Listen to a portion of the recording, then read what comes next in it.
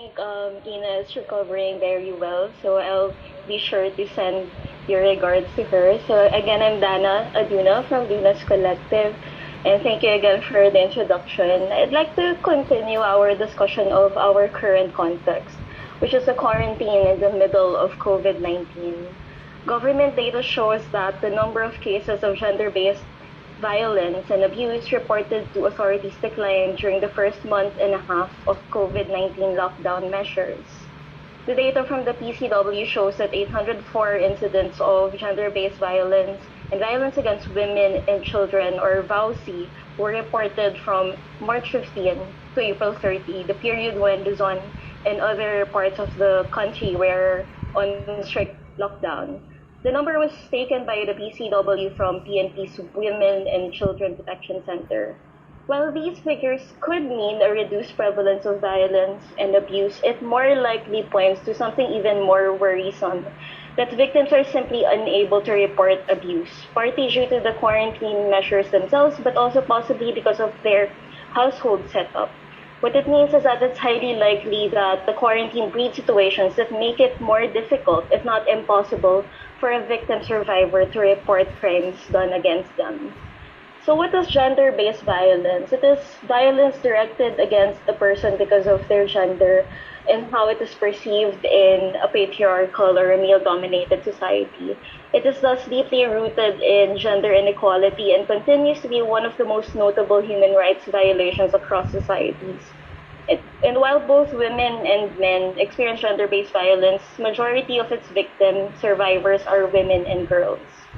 Gender-based violence, or GBV, has many manifestations, from its most widespread form, which is intimate partner violence, or what we normally call gender-based violence, but also acts of violence carried out in online spaces, which is recognized by the newly passed Safe Spaces Act. These forms of violence are not mutually exclusive, but in fact, multiple incidences of violence can be happening at the same time and be reinforcing one another.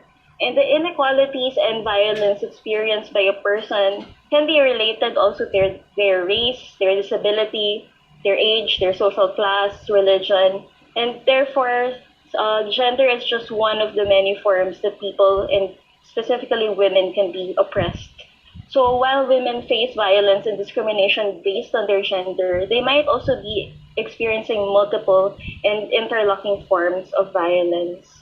And now that we have that broad context, let's look at more gender-based violence data. So from the National Demographic and Health Survey 2017, 19% of women have experienced either sexual or physical violence.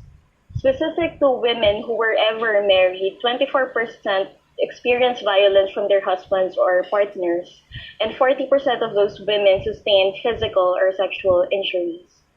Then, with regard to seeking help or help seeking behaviors, also from NDHS 2017, 34% of victims of either sexual and physical violence do seek help from authorities to stop the violence.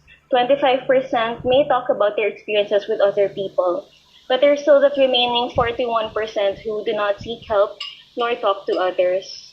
And during the time of the COVID-19, only 3,699 cases of VAUC were recorded from March 17 to June 4, 2020, a 44% drop from the 6,689 recorded from January to March 16, 2020. So this is very worrisome because we can imagine that there are victim survivors out there who are unable to report and thus unable to seek support for what they're experiencing. So before I go on, we also wanted to pose a question to the audience. So we'd like to ask everyone to participate in this poll. The question is, should you get involved if someone you know may be experiencing domestic abuse or other forms of gender-based violence? So we'll give people a moment to respond to that.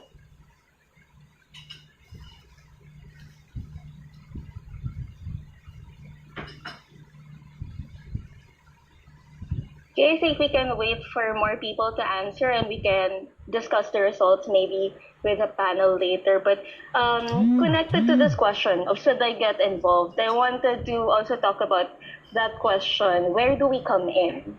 How and where does Luna's Collective come in? We know that in our culture, it's not easy to openly talk about sexuality and gender orientation, especially if you don't conform to heteronormative values. More so, it's not easy to talk about experiences of abuse or violence, especially gender based and sexual violence.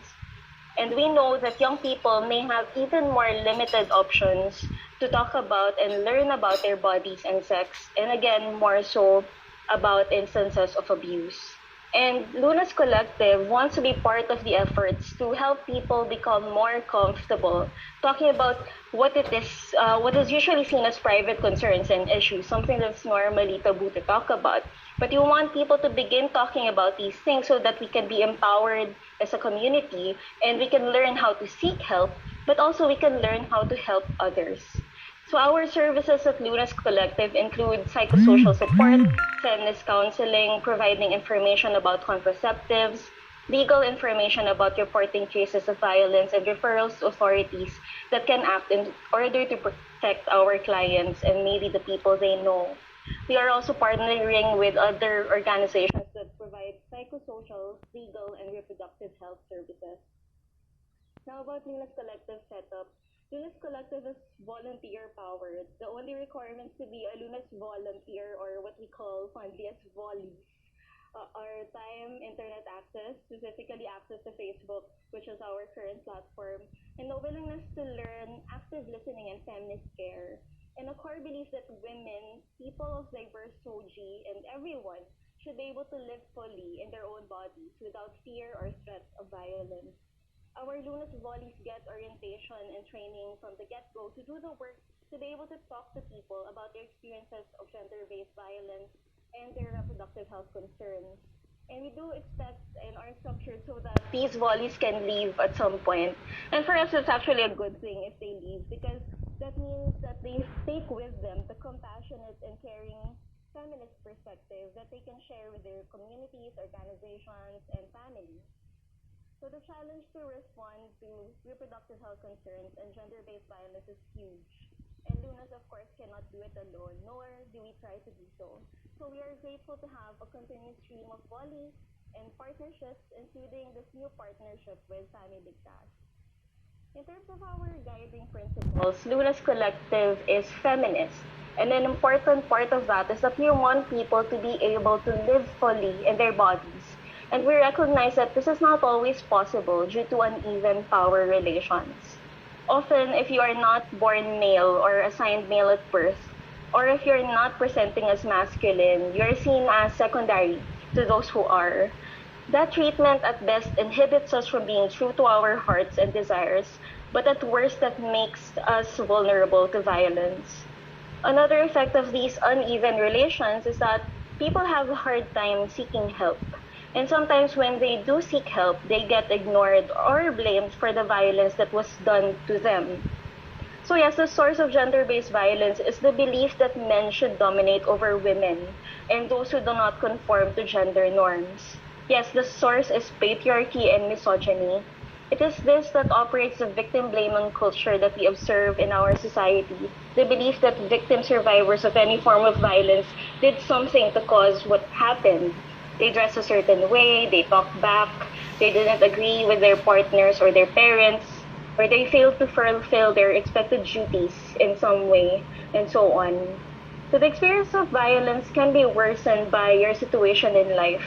The recognition of that is what we call intersectionality. When you are poor or less educated, you have less power than those who are wealthy or educated. When you have a disability, you have different needs and vulnerabilities from a person without one.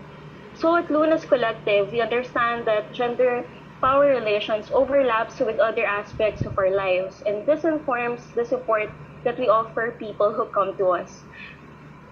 So I'd like to end at this moment with saying and emphasizing that at its very core, Lunas is feminist, intersectional, and survivor-centered.